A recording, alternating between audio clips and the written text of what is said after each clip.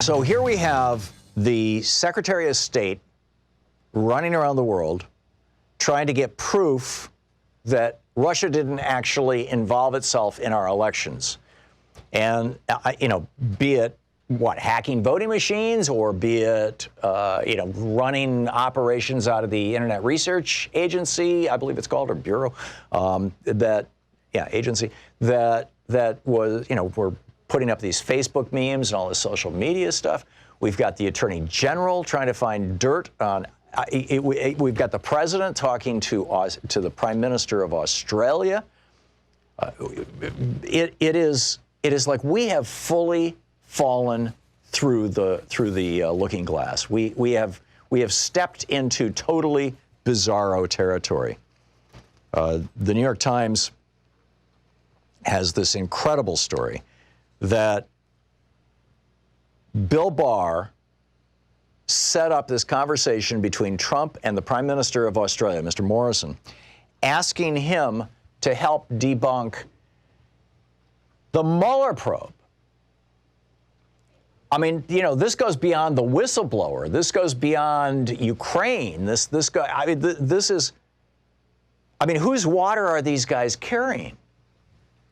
At one level, it kind of looks like, it's Donald Trump being offended by the fact that people think that Russia put him in the White House, and he wants to, he's already said his crowd sizes were bigger than anybody's, and he got more votes than anybody because that 3 million vote surplus that Hillary Clinton had was actually Mexicans voting in the American election who aren't citizens, and it was 5 million, it wasn't 3 million.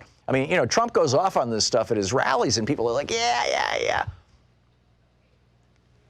But I suspect this is a lot deeper than just Donald Trump.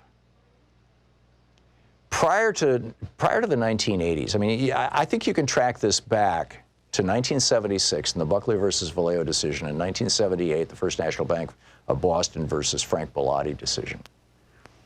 In those two decisions, for the first time in the history of the United States, the U.S. Supreme Court ruled that money is the same thing as speech, and therefore the use of money in owning and influencing politicians, in getting politicians elected, in promoting the passage of legislation, both through the political process and through the public, through the public domain, that all of that is protected First Amendment free speech, and basically threw out a whole bunch of laws.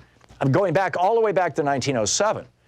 But in particular, the laws that have been passed right after the Nixon bribery scandals, and people forget that a lot of what Watergate had to do with at the end really had to do with Nixon being bribed, not just by the milk lobby. But after the Nixon bribery scandals, Congress passed, a bunch of clean government laws. And the Supreme Court struck down the most important of those in 76 and 78. 76 saying individual billionaires can own politicians, and 78 saying, well, we're going to extend this logic to corporations too. And what that did is that, combined with the Powell memo, brought the billionaires into the political process in 79, which brought Ronald Reagan into the White House in 1981, in the election of 1980, which completely changed the conservative movement from the old William F. Buckley, hey, let's just go slow, but let's go forward, to this new conservative movement, which is we're all about the plutocrats.